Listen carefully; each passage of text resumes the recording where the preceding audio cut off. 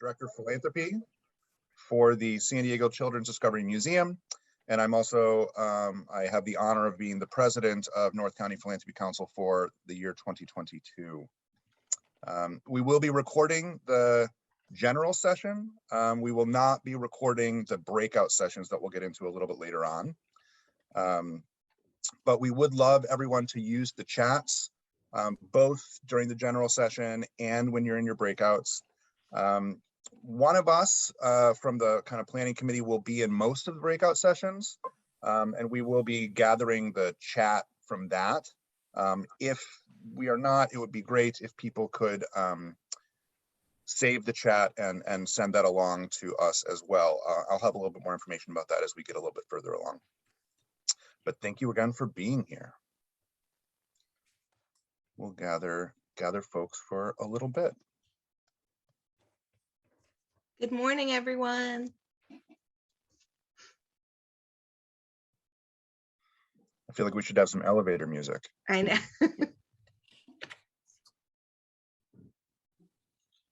Well, Alex, we discovered our board is very musical, so I don't know if you want. That's true. That's true. The silent hand waving is good, I think. Absolutely.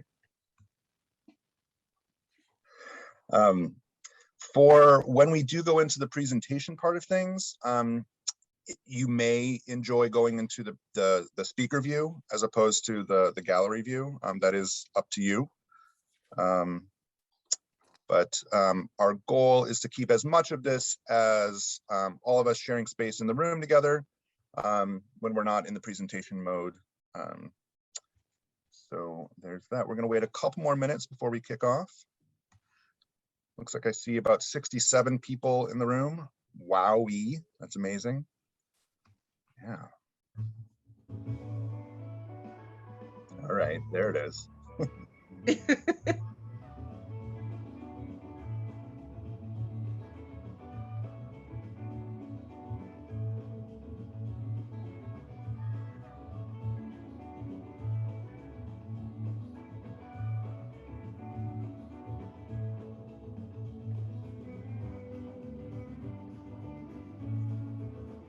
If you haven't put your name in the chat with your organization, please do so.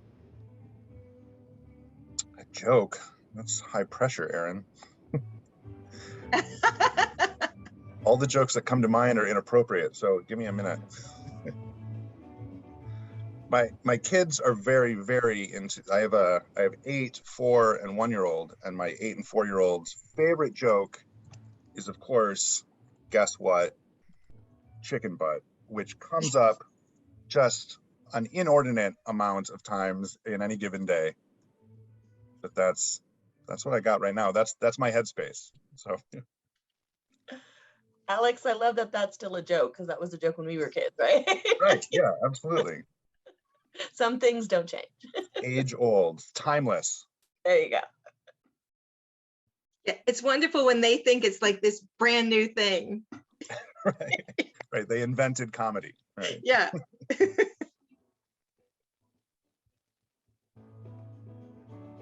Right. We're at 9:05, and if it's good with everyone, I will begin sharing. So, let me pull this up. Thanks again. Thank you all for being here today. This is the official launch of Mentorship 2.0, fostering a community of practice. I went too far. This is what we're expecting to have today. So just to kind of set the stage, we'll have a little bit of a centering exercise that Neville will take us through, provide a little bit more context before we kick off. Our illustrious guest, Ken Druck, will take us through a little bit more about the magic and power of mentorship.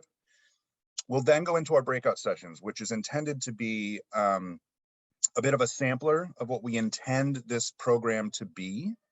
That'll be about 20 minutes. And then we're gonna try to wrap up around 10 o'clock. It'll be a little bit loose, and I hope that people have some flexibility there. If you do need to leave at 10 o'clock, by all means, We will follow up with you and let you know what's going on. But there will be Q&A after that. So this is the group that put together the program and the concept, the idea that evolved from Mentorship 1.0 into Mentorship 2.0. This is a group of board members, staff members, and committee members of North County Philanthropy Council. And it takes a village. This is how we got to here. With that, again, if you've just arrived, please drop your name and your organization in the chat. And we would appreciate that. Again, we are recording this session, the main session. We will not be recording the breakout sessions.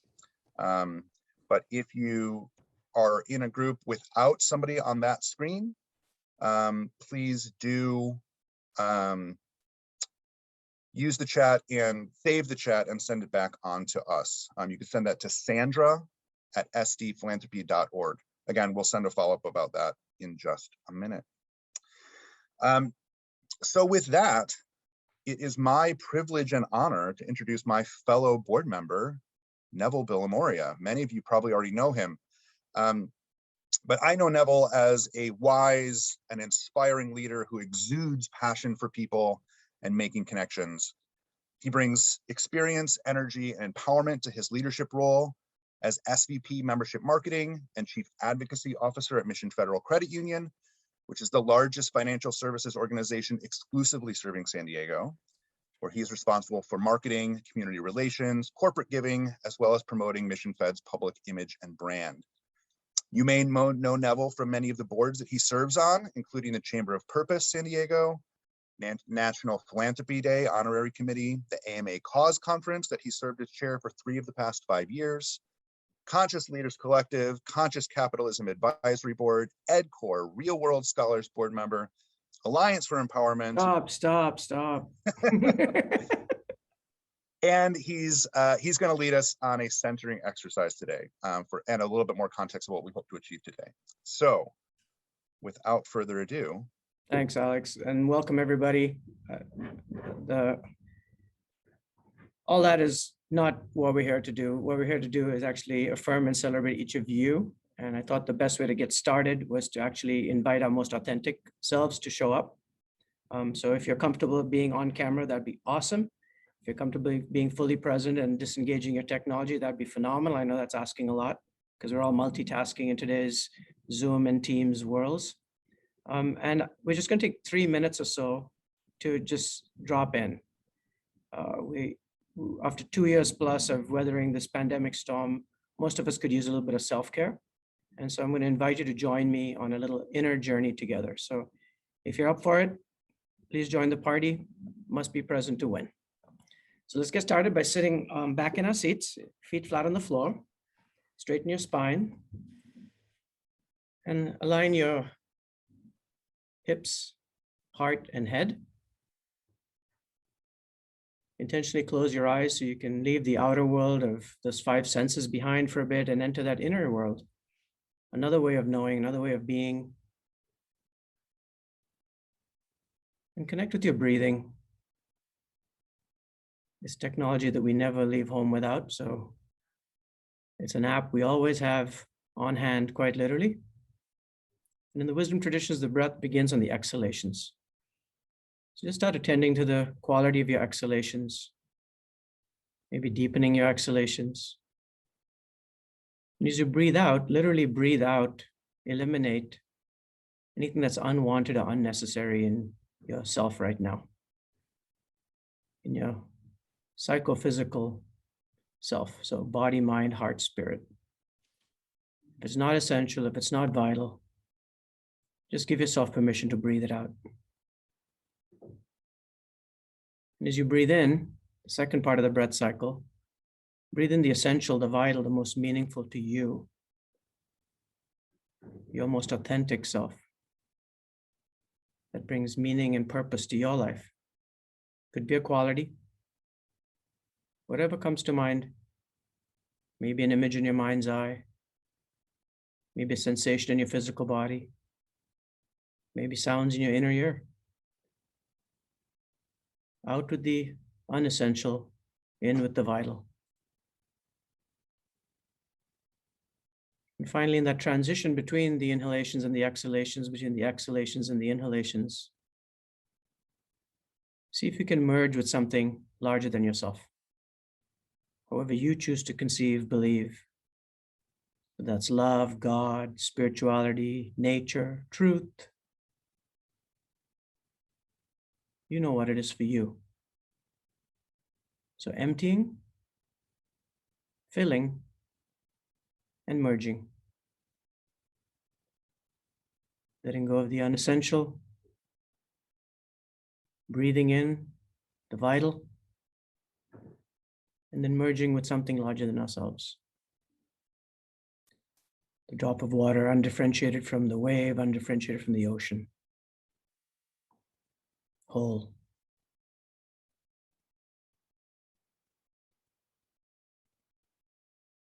And just notice the quality of your consciousness right now, your state of mind.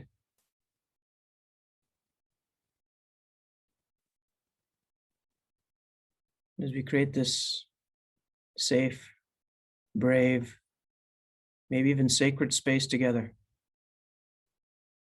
I want to invite you to be fully present with us, to affirm yourself, your greatest gifts, talents, strengths, possibilities.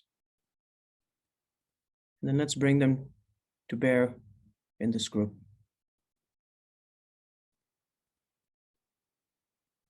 When you feel ready, you can slowly, gently open your eyes and return to our group.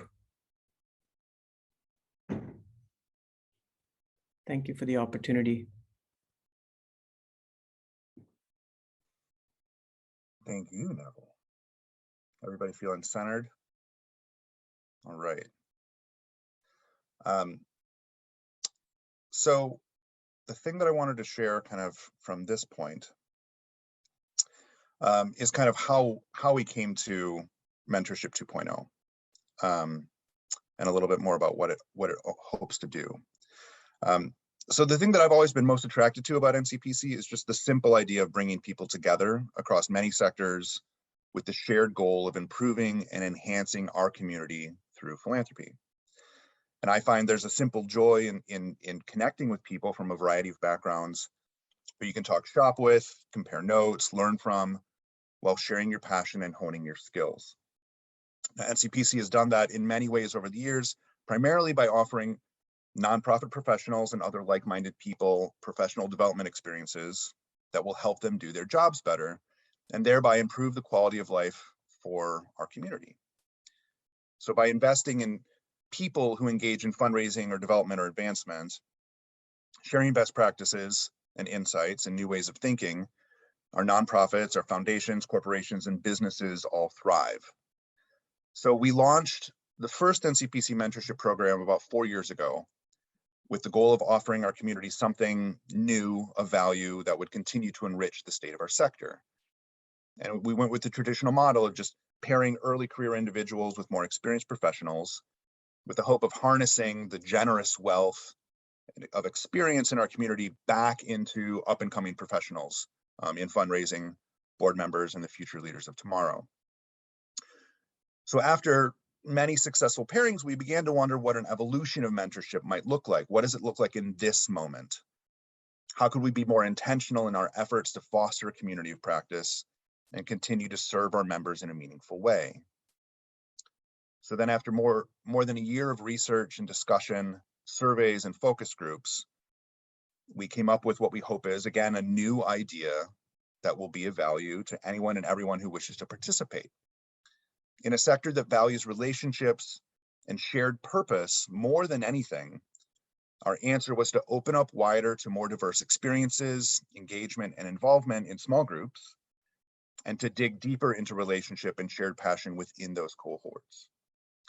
So with that, we developed Mentorship 2.0, Fostering a Community of Practice. And we hope after this session, you'll choose to participate in the program.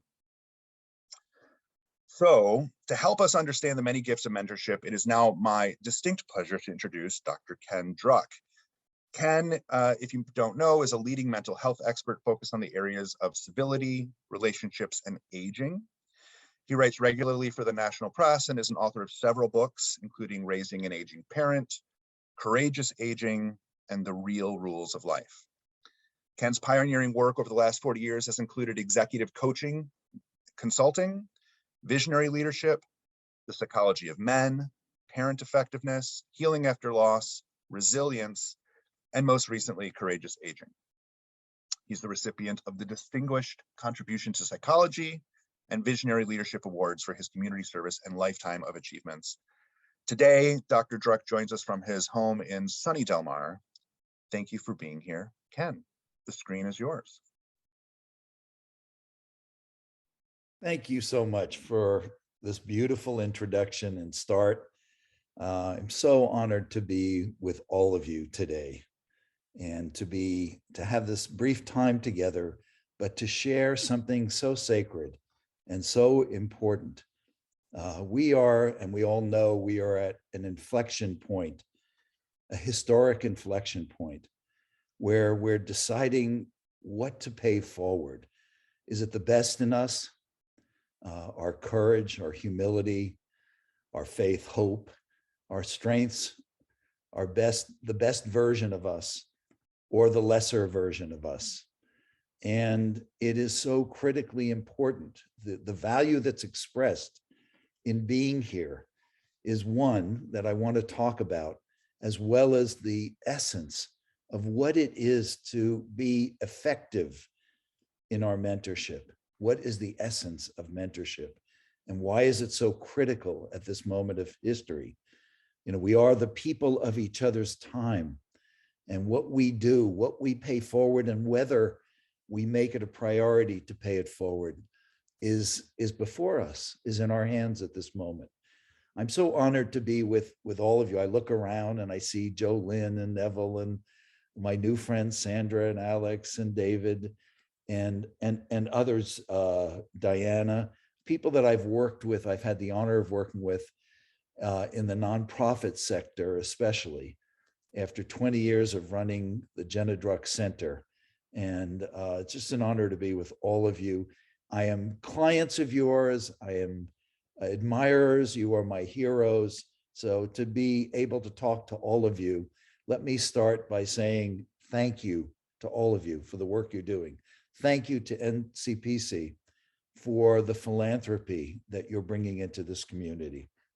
So let's get started. And I have some slides to share, and I'll duck in and out of those slides with your permission. Okay, we're going to get started here. Everybody see okay? Oops, here I am starting. There we go. So here we are. We're here because of shared values. And the shared value is the sacred value of gratitude in action, of paying it forward. That's what mentorship is. We all want to upgrade our operating systems. I call them our operating systems. Become the better version of ourselves when it comes to mentoring and understanding mentoring. Okay, so hang on a second. The sacred relationship is, for me, living in gratitude for being able to stand on all of my mentors' shoulders. You know, all of us are going to be thinking about, and I hope in the exercise ahead, on whose shoulders am I standing? Who have been my mentors? And how can I show my gratitude in action by paying the love, support, guidance that I received forward to others? Mentors who've helped shape my life very quickly.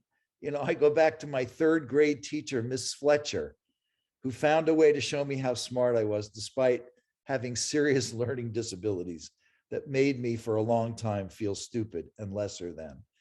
My orthopedist, Godfrey Germansky, and of course, many of these people have passed, who would take an hour sharing his sage wisdom when I come to his office, and his affection over the years, while helping me achieve great things athletically. But when his secretary in his office, a nurse, would see me coming, they would dread it because they knew the schedule was going to hell. Then, of course, my psychology professor, Dr. Gary Burstein, who showed me how to turn raw outrage and despair over the Vietnam War, over what I call the civil wrongs, not civil rights in our country, and to turn that into a fierce dedication to become an agent of social change and justice. What is the essence, the distilled essence of what these people have shared with me? I want to break it down just to open the conversation, to convene. What is it that a mentor does? What's the bare essence? Well, these people knew my greatest gifts. And by the way, they add, this is a sampling, they add to that all the other people who've shown up in my life as mentors. But what they did was they knew my greatest gifts would come from within me.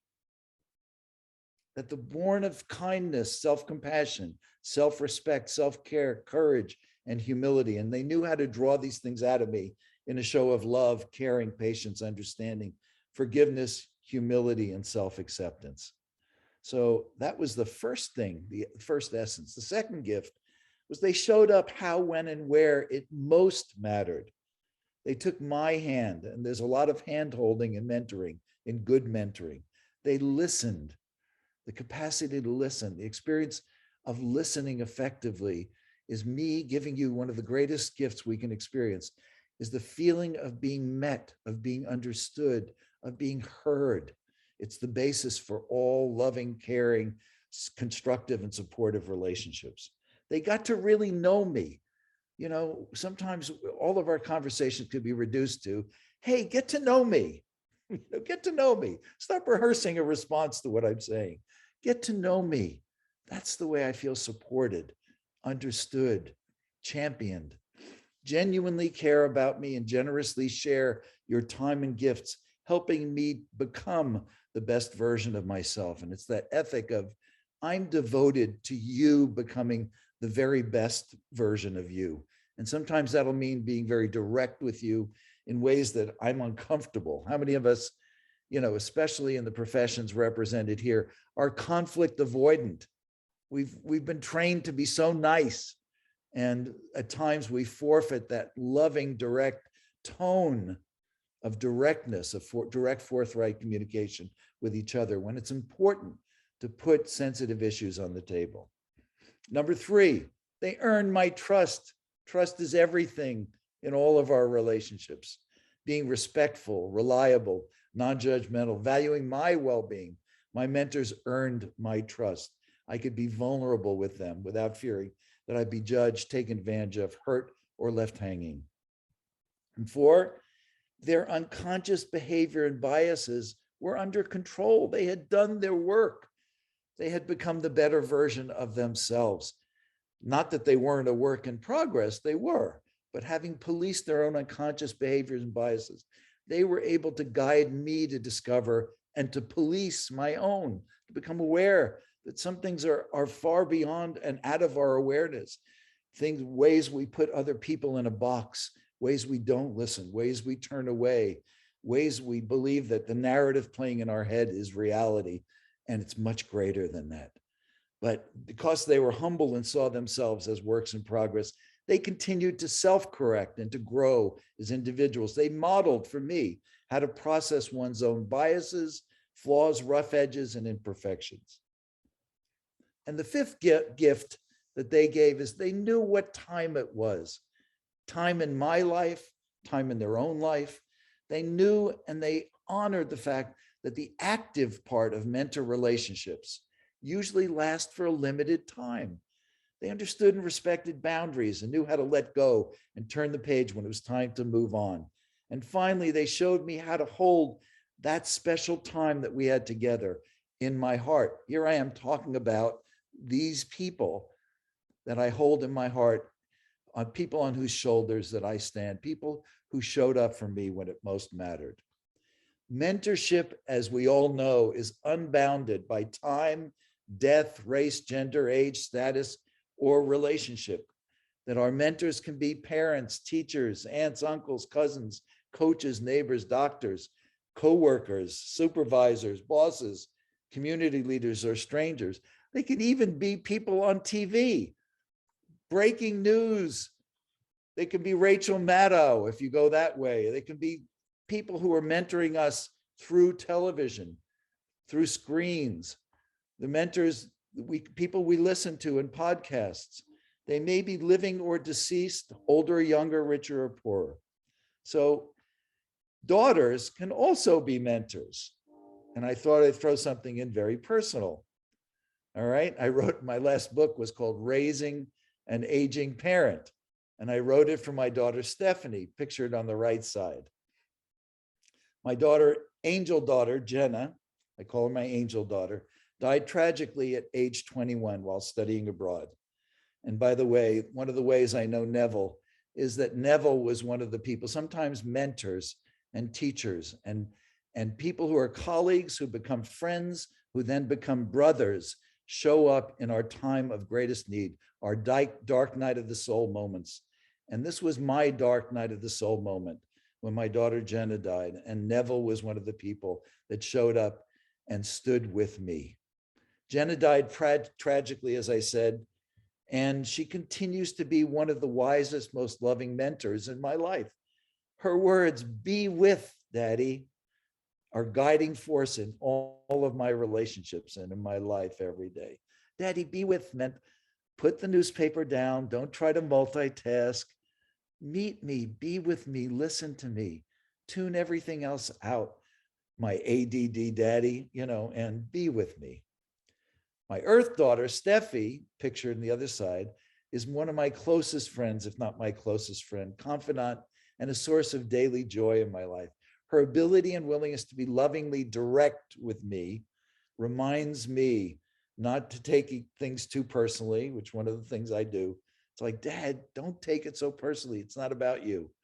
To take time for myself, to devote more time to my own health and well-being. And these things have added immeasurably to the quality of my life. And my grandsons, and I should have them pictured here. I have pictures of them everywhere. But my grandsons, Stone and Andrix, my twin grandsons, who will turn 3 in September, and who named me Poppy. I have a new name. I should put that on my bio so I get introduced as Poppy every time. They've taught me more about life's simple joys, the irreverent little boy in me that's still very much alive, the love, blessings, and opportunities of being a grandpa, and the miracles of life that I could never have imagined. And I say the miracles of life.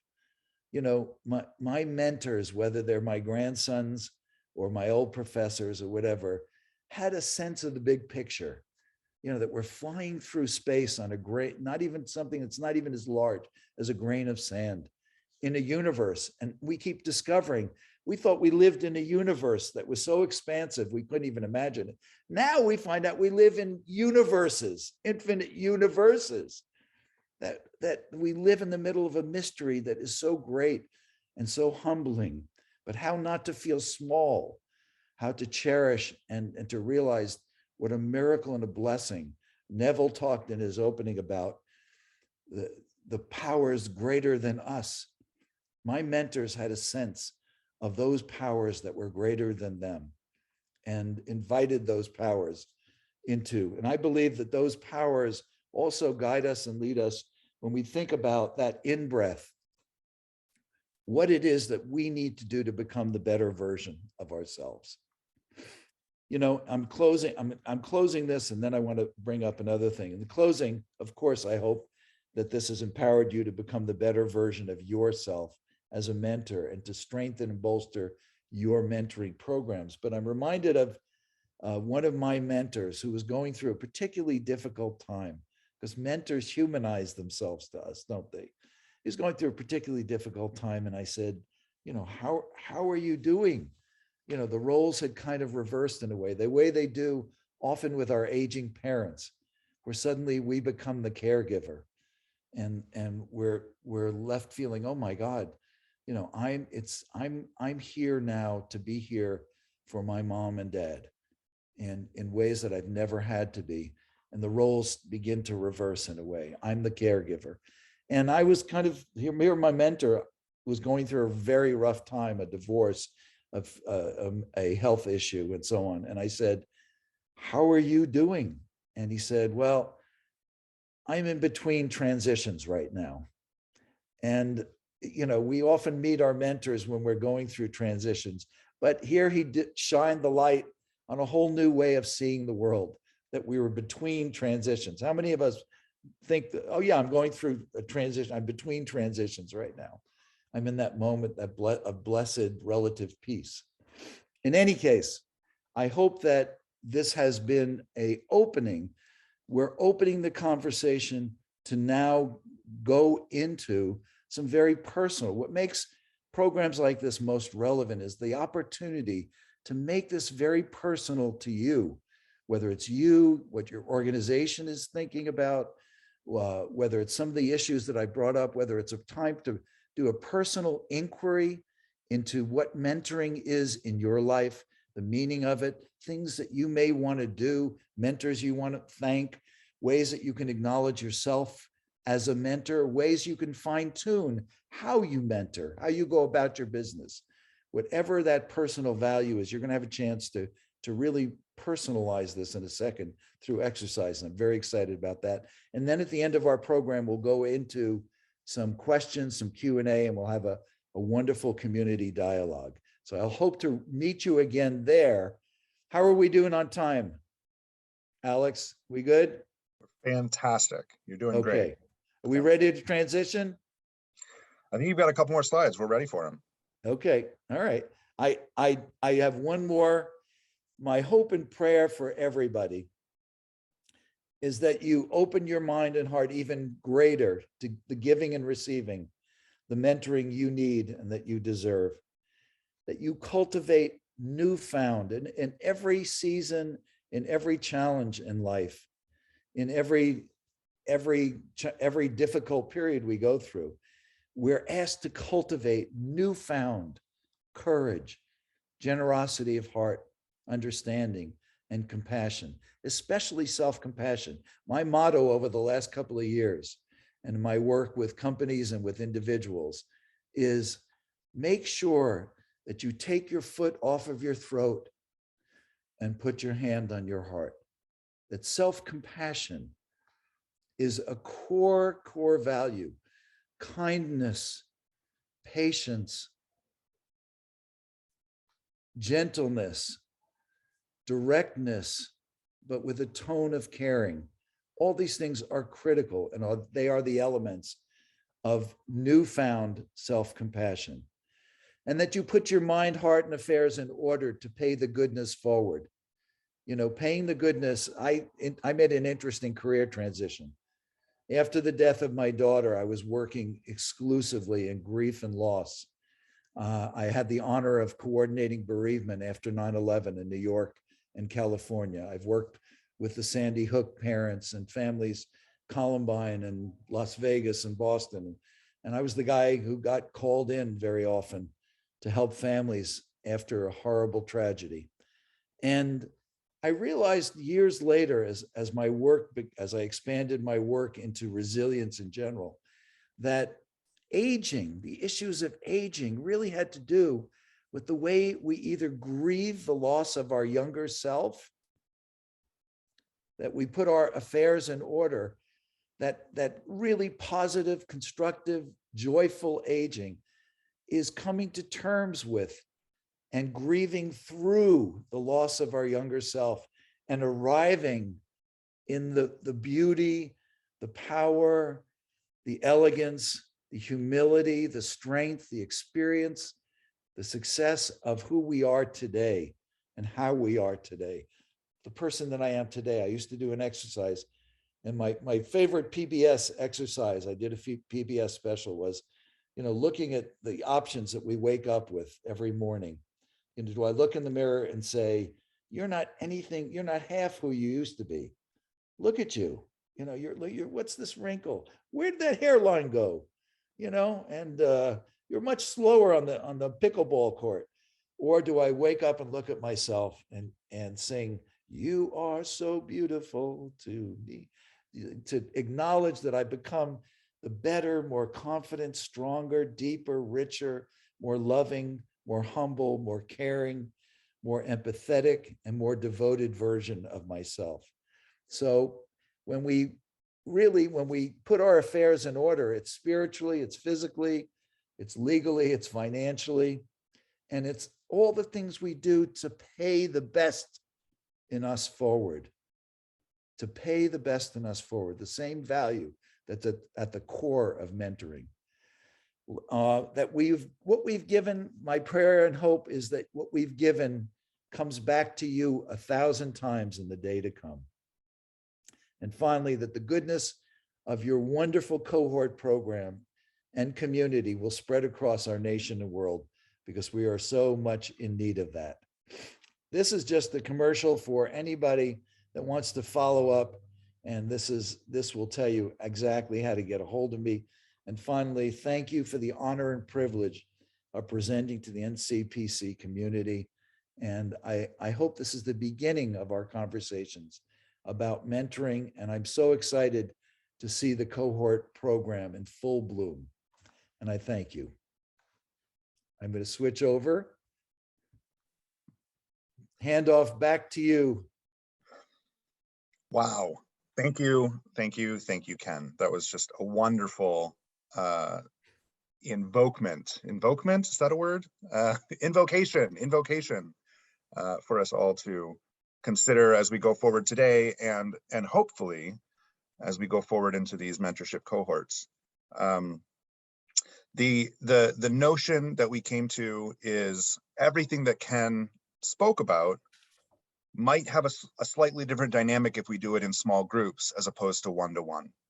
And so if we can be both mentors and mentees at the same time, if we can give and receive simultaneously, that could be something really special. So the next thing that I have is one of the things that we developed during the course of our process is we worked on some session agreements that we thought might be helpful for us to consider as we are in our small groups. Now, we will also hopefully get everything that Ken just shared with us, and we can use some of those things as well as inspiration points and guiding lights as we go forward. But here's some things that we'd like everybody to think about before we go into our small groups, of some things that will help us stay safe, equitable, and respectful, and hopefully allow us to open up in the ways that Ken has suggested and really be present. So the first thing that we suggest everybody keeps close is that what we say here stays here. So obviously what I mentioned, this session is recording as we are able to share everything from today with folks who weren't able to attend today. But when we go into the small groups, we're not recording anything. We do again ask that people consider dropping things into the chat and sharing those. But even there will be anything that we collect will simply be used by us to better understand how these dynamics are working and how we can provide a little bit more structure. We encourage everybody to remember to be a beginner, that we all come to the table from a variety of backgrounds with access to different kinds of expertise. And don't be afraid to learn, ask questions, and explore the work with fresh eyes. We ask that you lean in and stay present, that each individual's presence is crucial. We ask that you bring your whole selves. As Ken just described, it's when we're really vulnerable and when we open ourselves up that we really get the full experience of what mentorship has to offer us. So we encourage you to listen deeply and to speak your truth. And again, to lead with compassion and empathy, which I think we can all relate to. There's several other agreements that we will share with the groups as the cohorts are developed. But these are some things that we think will be a good starting point for us before we begin. So we are about to go into our breakout sessions. And so the breakout sessions will be groups of 4 to 7 individuals that are paired together randomly, other than having somebody from the mentorship team that put this together in as many of those groups as possible. And we'll put these prompts in the chat for the individual groups as well. But when you reflect on your experience, What was the most important thing you gained from a formal or informal mentorship relationship? And again, that could be a doctor, a teacher, a parent, an uncle, anybody in your life. It doesn't have to be a formal mentor-mentee relationship. And if you have the opportunity to pay it forward, what would you aspire to inspire in those that you have had the opportunity to mentor? So with that, we're going to go into our breakout sessions. When we conclude, again, about 20 minutes, we'll have a moment for question and answers, not only about the program and the structure and some of the nuts and bolts of everything, but we'll also encourage folks to ask some questions and share some experiences about what you're about to go into. That sound good? Great. All right, Sandra. And I will be staying here on the screen. So when you're in your breakouts, if you do have any questions, you can pop back out and I will be here. And so if technology does what it's supposed to do, you're all going to disappear and I'll see you in 20 minutes.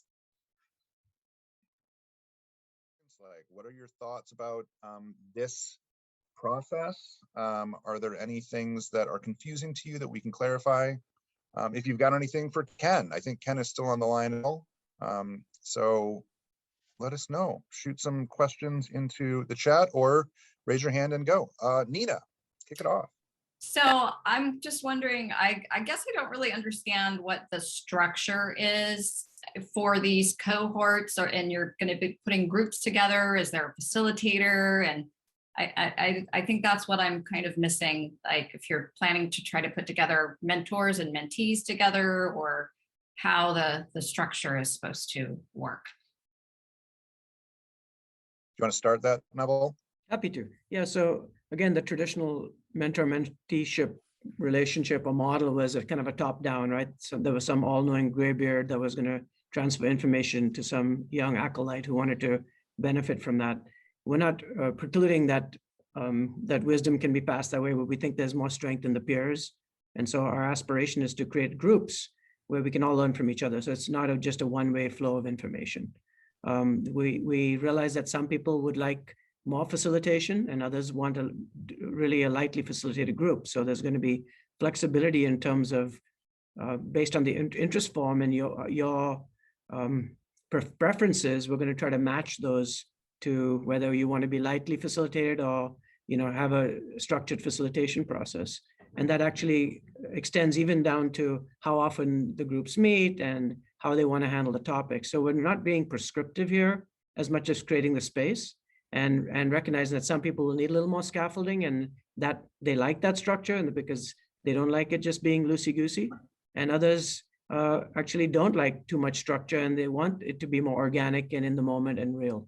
So part of it, we worked pretty hard on the interest forms to try to really cull what information would help us make good informed decisions and get the pairings and the cohorts right. That doesn't mean we have some divine ability to do that. We're going to trust the group energies and how it all comes together. And we can certainly make adjustments if we need to. But fundamentally, we've got a range of setups in the cohorts, both structured and as well as loosely formatted. Thanks. Thank you for the question. I'm sure others had it too. Neville, there's a question in the chat from Abby, which is a little more direct. How large will the cohorts be, and will there be outside expectations other than the meeting time? Somebody else want to take that?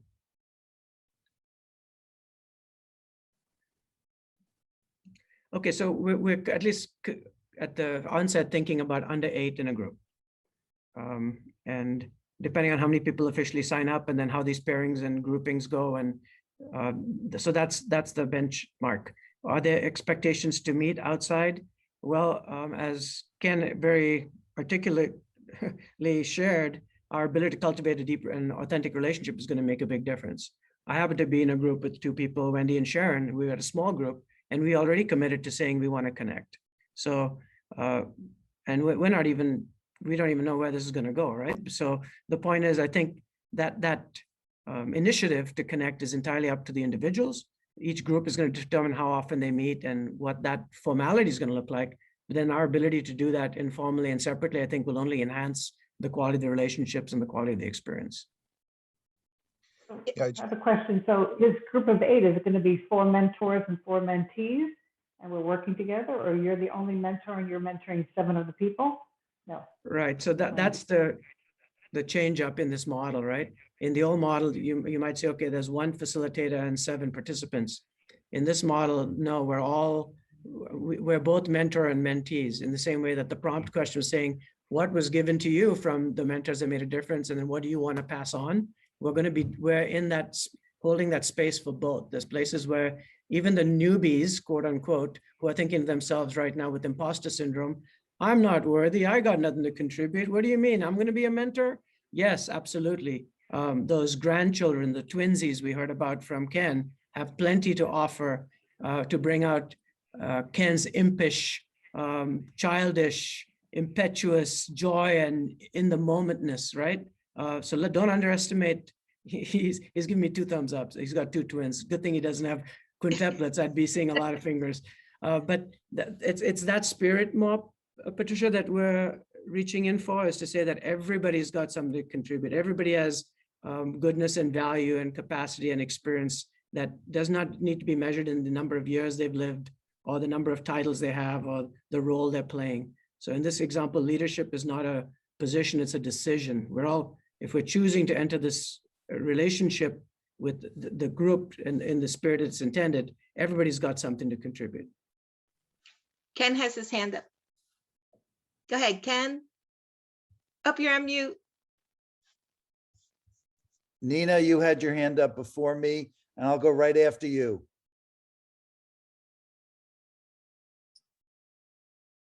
I'm putting my hand down because my question was answered. Okay. All right. So I just wanted to add, I think sometimes we had an amazing breakout group. I don't know how anybody else's group was.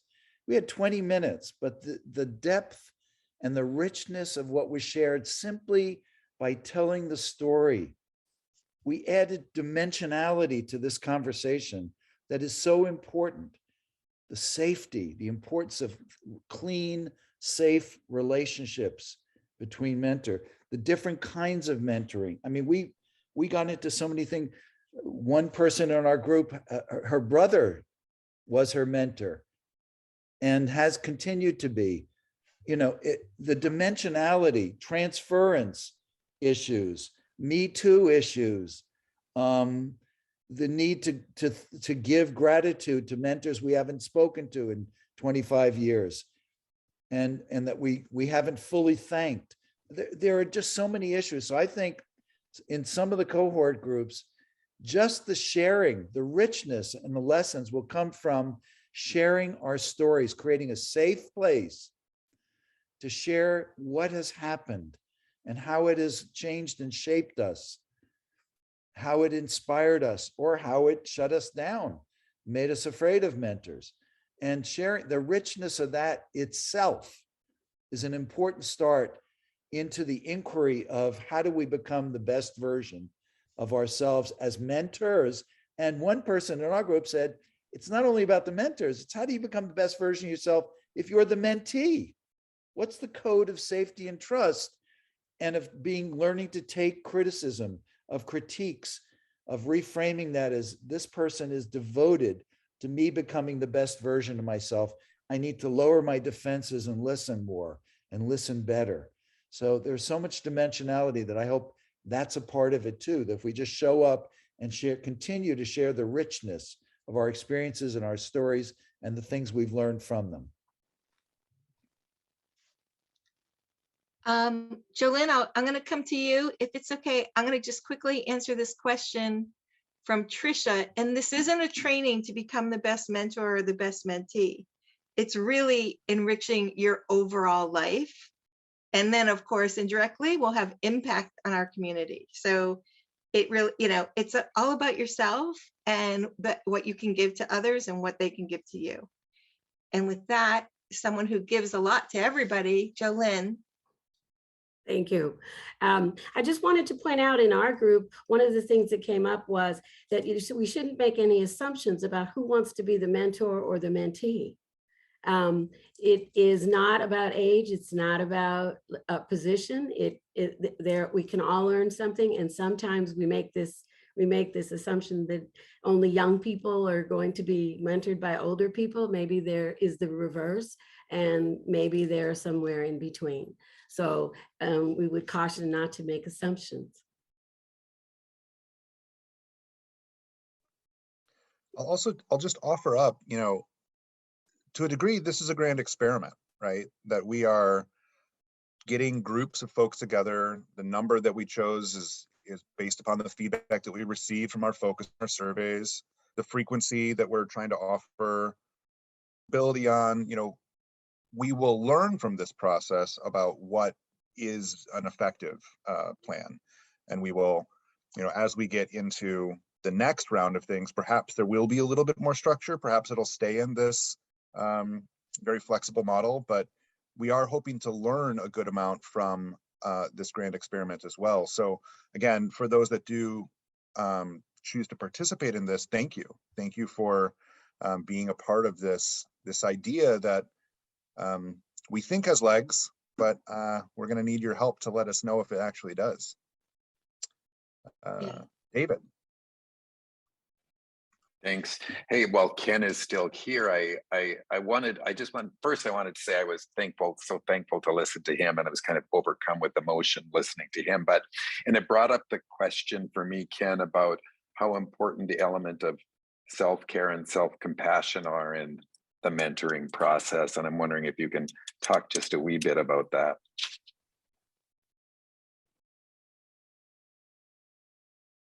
He's demonstrating.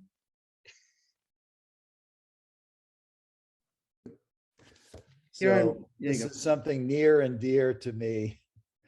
The whole idea of, we learn, so many of us on this call have learned to take loving, exceptional care of others. And, when I talk about the self-care saboteurs, and by the way, if anybody would like a copy of this, you're more than welcome. Just email me and I'll send you one. But the self-care saboteurs are there for many of us, as well as putting together a master plan for what would it really, just as we just did by talking about the stories about our mentor experiences and what we could do to become the better mentor, the stories of how we care for ourselves and what we would do if we were to sit down for an hour with each one of us, or in a small group, and say, what would your new plan look like? The blueprint of a new self-care plan for the next 5 years. What would it look like? And also, what would it look like, to your question, Dave, about self-compassion? What would it look like?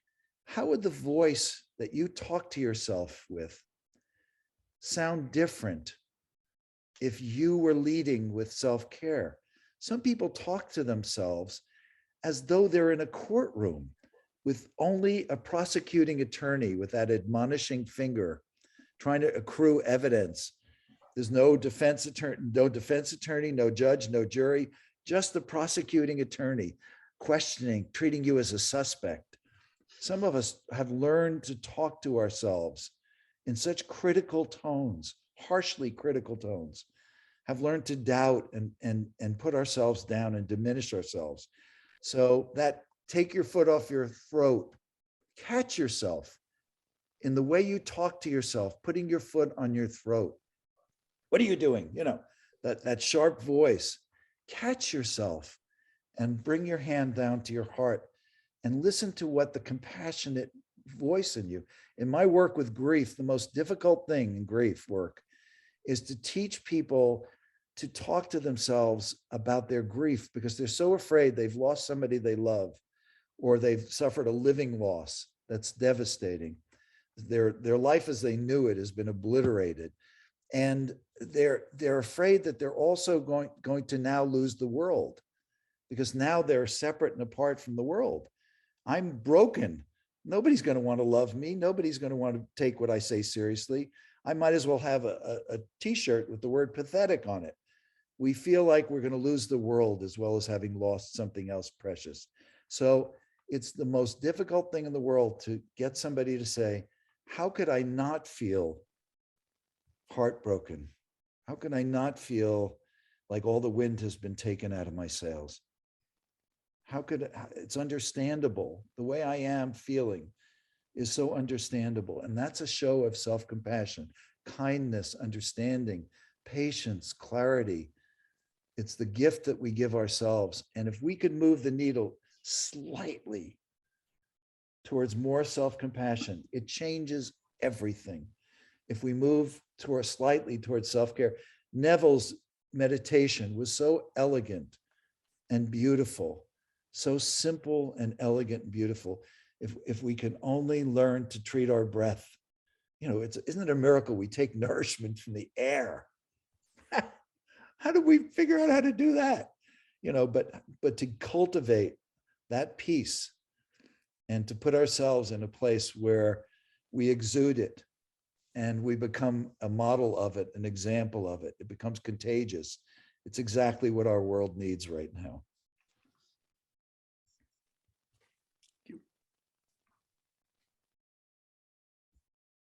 Thank you, Ken. Jolynn, do you have another question? Okay. I also wanted to point out a comment that Lindsay had in the chat saying the breakouts were, where to go? The breakout was so lovely and wanted it to keep going. That is really the whole idea of this, is to just keep it going. Yeah, one of the other inspiration points for this is I think many of you have participated in the fundraising Fridays that we do through Leech Tag and AFP, and we do breakouts once a month. And it's that magic that we get in those rooms that is fleeting, right? That you're paired with these folks, you have a great conversation, you share knowledge, inspire each other, and then you're never paired with them again. So what would it look like if we actually had some intentionality about keeping a group together and having some built-in champions and people rooting for you in a longer scale? So, we're looking at this 3-4 months as the scale that we'll start the grand experiment with. Feel free to throw any other questions that you have out there. I'm going to put this other screen back up for a moment so that we again know, can I do this? Yeah, just some of the next steps. So again, if you are so moved, we would like to collect all of the interest forms by February 18th. Also, remember that you need not be in today's session to participate. If there are people that you know that you think would benefit or enjoy this program, please share the email, the interest form with them. You need not be a part of today in order to participate. We will be using the feedback from the forms, pairing based upon the criteria that we've developed in the form itself to put the cohorts together. And then we're hoping to get people to actually meet between March 7th and 13th for at least their first meeting. And again, we're asking people to meet at least once a month. If you choose to meet every 2 weeks, 3 weeks, whatever it is, that's up to the individual group. But in order for us to have a sense of if this is doing what we think it ought to do, what we've hoped it would do, we want to have at least those 3 meetings to have a data point that is valuable. Alex, there was one more question in the chat here. Is there an expectation of the meetings being virtually or in person? So we wrestled with this concept quite a bit, right? That when we initially envisioned this meeting that we're having today was intended to be in person. But due to things that are out of our control, we opted to switch to virtual. We would love to be able to encourage folks to meet on their own terms. The position that we've taken thus far is, to follow the CDC guidelines, to use your best judgment, but that we would hate for anybody to get sick because they participated in this program, right? So At this point, we will not encourage people specifically to meet in person. If things shift and you so choose to meet in person, that is up to each individual group, is kind of the position that we have right now. Is that what we remember, David, Ali, Janet? Yes, you are correct, Alex. And it is a question on the interest form so that we can gauge what it is that you're looking for. So if you're someone who only wants to meet virtual, then we're going to put you with other people who feel similarly.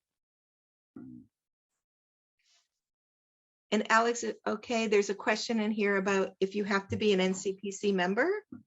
And so it's a very soft yes, in the sense that to be an NCPC member, first of all of your volunteers, all of your staff, when you're an NCPC member, are NCPC members.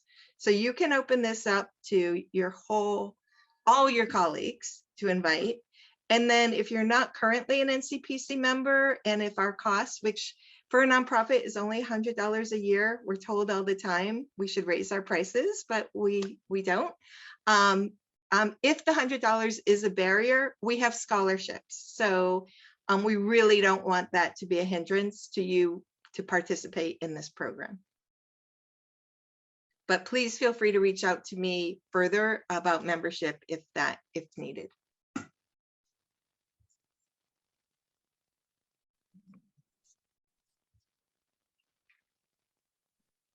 Great. I don't see any more questions. Is everybody satiated? Your cup is filled, ready to go face another day with your best self, spreading goodness all over the planet? Cup Yeah. filled high. We're ready. Yeah. And again, we'll follow up with everyone. So you'll have an email that has the interest form. I believe, Ken, are you comfortable with us sharing your presentation as well? Great. So we'll share Ken's presentation, and we wish you all a great rest of your day and your week. And we hope you not only choose to join us, but share it with your friends, your colleagues, and anybody else who you think might find some value in this. So thank you, thank you, thank you. Thank you, everybody. Thank you, you, Ken. everyone. Thank you, everybody. Have a great day. Thank you. Thanks.